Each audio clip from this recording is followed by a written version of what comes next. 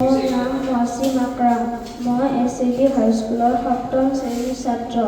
মোৰ বন্ধু চাহিল, নেকিবুল, ইংকু, আজিজুৰৰ সৈতে মই এটা সালোক সংশ্লেষণৰ প্ৰকল্প বনাইছোঁ।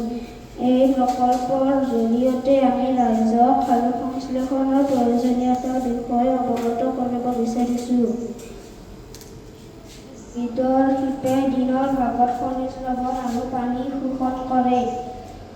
উদ্ভিদৰ পাতে দিনৰ ভাগত সূৰ্যৰ ৰশ্মি আৰু কাৰ্বন ডাই অক্সাইড গ্ৰহণ কৰে আৰু অক্সিজেন ওলাই দিয়ে। নিশাৰ সময়ত উদ্ভিদৰ পাতে অক্সিজেন গ্ৰহণ কৰে আৰু কাৰ্বন ডাই অক্সাইড ওলাই দিয়ে।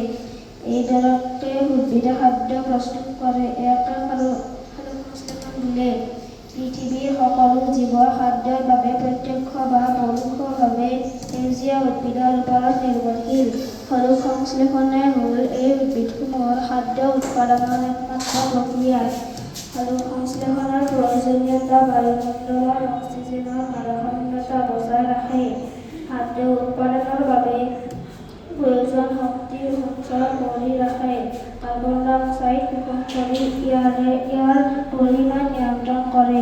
সালোক সংশ্লেষণক প্ৰভাৱিত কৰা কাৰণ: পোহৰৰ তীব্ৰতা, কাৰ্বন ডাই অক্সাইডৰ ঘনত্ব, তাপমাত্ৰাৰ পৰিমাণ, পানীৰ অভাৱ।